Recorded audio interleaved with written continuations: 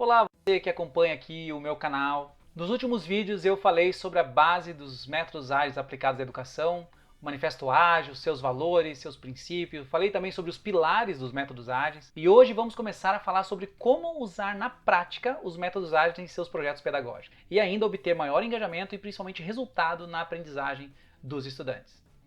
Deixa eu começar reforçando que, bom, acho que todos os educadores já devem saber, não existem fórmulas mágicas ou receita pronta na educação. Tudo vai depender da sua percepção como educador, de conhecer a realidade na qual está inserido, o perfil dos seus estudantes e também se você vai trabalhar com projetos multidisciplinares, o nível de interesse de seus colegas em participar de uma experiência como esta. Eu ia até dizer que não existe nenhum pré-requisito para experimentar o uso de métodos ágeis na educação, mas sim, existe. O querer, a motivação, o motivo para a ação, ou seja, todos os envolvidos devem estar dispostos, devem querer participar dessa experiência. Nada de fazer as coisas por imposição e ainda mais, nas primeiras experiências, todos devem estar preparados para possíveis resultados abaixo do esperado. Não há nada de errado nisso. Inclusive, os primeiros projetos sempre serão piores do que os que virão. Caso contrário, você e todos os participantes, sejam estudantes ou outros educadores, não estão evoluindo. É um princípio básico da metodologia ágil, a melhoria contínua, ou Kaizen, como chamado na filosofia japonesa. Sabendo disso, vamos lá então começar a ver como usar na prática os métodos ágeis em seus projetos pedagógicos.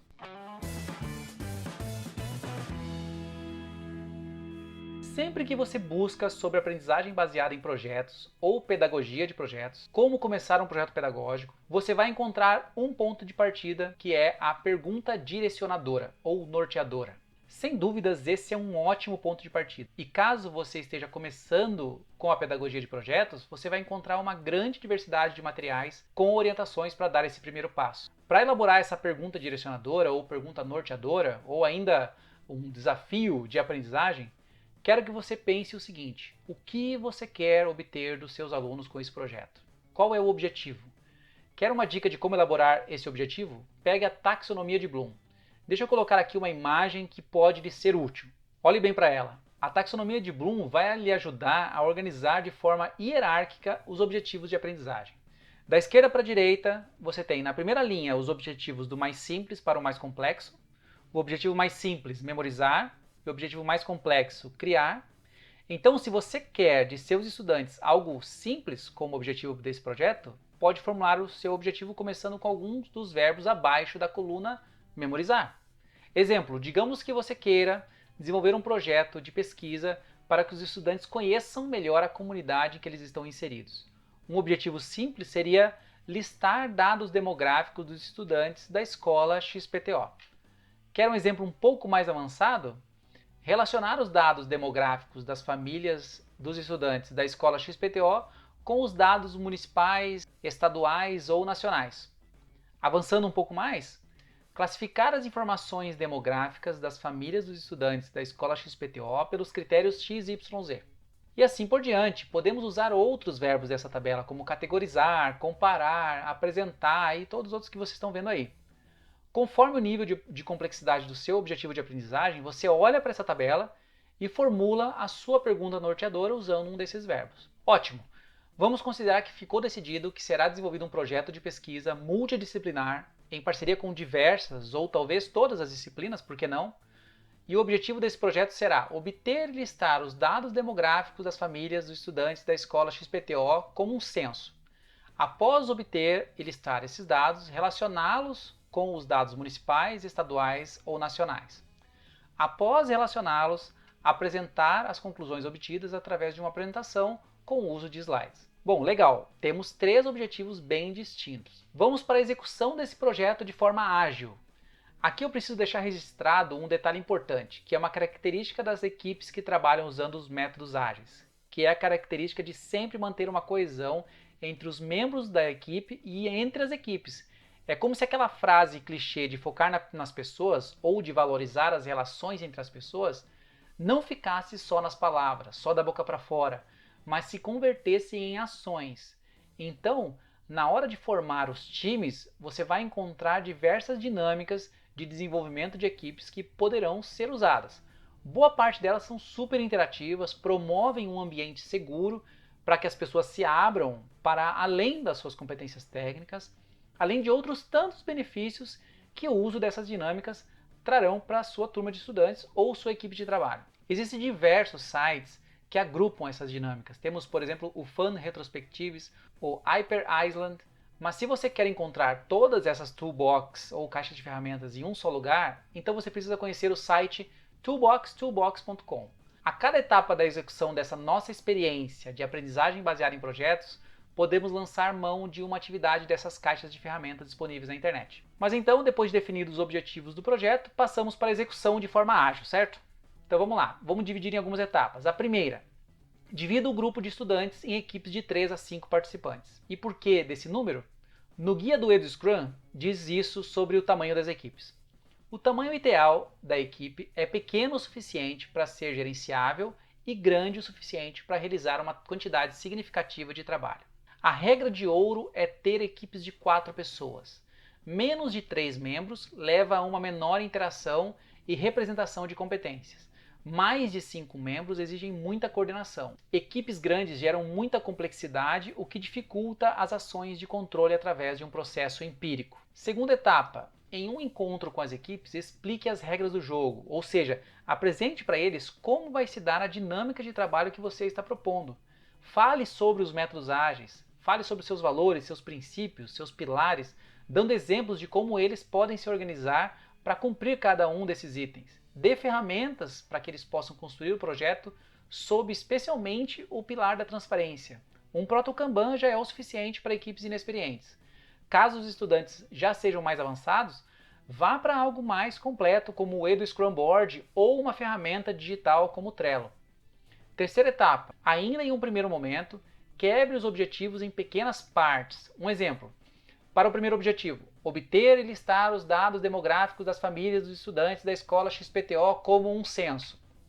Quais dados você vai solicitar?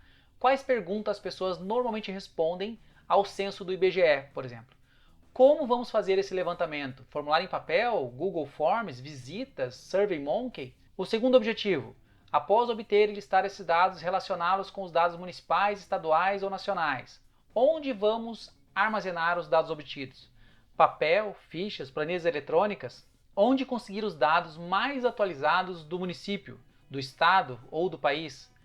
Como organizar esses dados? Cada linha é o dado de uma pergunta e cada coluna é o grupo local, município, estadual, enfim. É necessário que os estudantes aprendam a usar essas ferramentas, planilhas, formulários, gráficos, infográficos. Como eles irão aprender? Depois de respondida essas perguntas, a gente passa para a quarta etapa. Está anotando aí? Quarta etapa. Ainda com a participação de todos, vamos ordenar todas as atividades por prioridade na entrega ou na execução e dar às equipes essa lista de atividades já em ordem de prioridade. Essa lista já priorizada é o que a gente chama de lista de tarefas, ou backlog. Quinta etapa. As equipes discutem entre si sobre o quanto conseguem entregar as atividades até o final dessa primeira sprint. Sprint é o nome que se dá em vários métodos ágeis para o ciclo de trabalho e entrega. Digamos que nossas sprints se darão de segunda a sexta, então elas terão 5 dias de duração.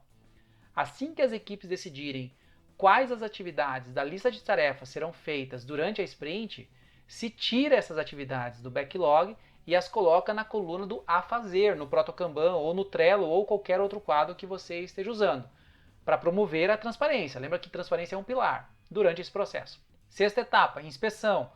Todos os dias, um membro do grupo, que deverá ser eleito como líder do grupo, vai convocar o time para uma reunião e fazer a atualização do quadro, verificando se tudo o que está para fazer os membros estão realmente fazendo e o que estava sendo feito se já está concluído. No Scrum, tanto como no EduScrum, essa cerimônia se chama Daily, ou reunião diária. O guia do EduScrum sugere que seja uma reunião rápida de até 5 minutos, onde os membros respondem aquelas 3 perguntas básicas. Primeira, o que eu fiz para ajudar a equipe a alcançar os objetivos desde o último encontro? Segunda, o que vou fazer hoje para ajudar a equipe a atingir os objetivos da sprint? E por último, quais são os obstáculos que bloquearam a equipe de atingir os objetivos? Nesse momento, ao responder essas perguntas, o time como um todo se autoavalia e cada membro também faz esse olhar para si próprio. Será que eu não defini uma meta ousada demais e não vou conseguir alcançar? Ou o contrário, estou na metade da sprint e já concluí todas as atividades, ou seja, eu fui leve com a meta que eu coloquei para mim. A cada reunião diária, você pode adaptar o que, o quanto e como você vai executar as tarefas. Sétima etapa, revisão da sprint. Serve para revisar o que foi feito, avaliar se a equipe conseguiu lidar bem com a quantidade de atividades dentro da sprint, fazer os ajustes necessários nas prioridades, na quantidade e nos prazos, se necessário, e preparar a próxima sprint. Oitava e última fase, aquela que representa o aprendizado contínuo, o Kaizen, a retrospectiva da sprint. No último dia da sprint, as equipes e também um ou mais educadores se reúnem para promover o que há de melhor nos métodos ágeis. Detectar o que foi bem feito, o que foi divertido, o que não foi bem feito e o que foi entediante, de maneira clara, com transparência entre todos os envolvidos. É super importante destacar logo de início que o objetivo da retrospectiva é de fazer uma autoavaliação. Então não é o momento de apontar dedos para qualquer um, mas sim permitir que cada um fale sobre como se sentiu durante a experiência.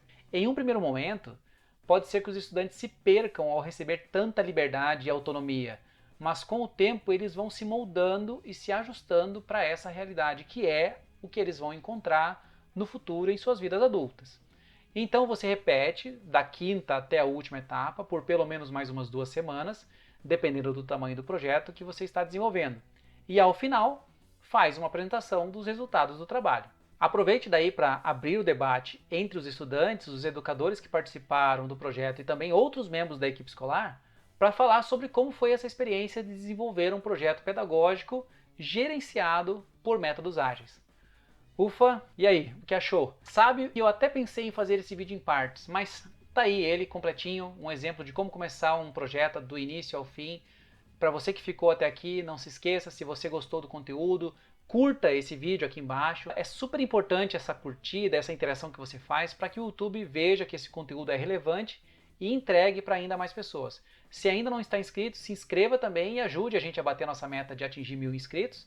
E para ajudar mais ainda, compartilhe esse vídeo nos seus grupos de amigos, nos seus grupos de amigos educadores ou estudantes. Fique à vontade também para entrar em contato ou deixar um comentário, caso queira conversar um pouco mais sobre esse tema. É isso aí, vou ficando por aqui. Grande abraço, tchau, tchau.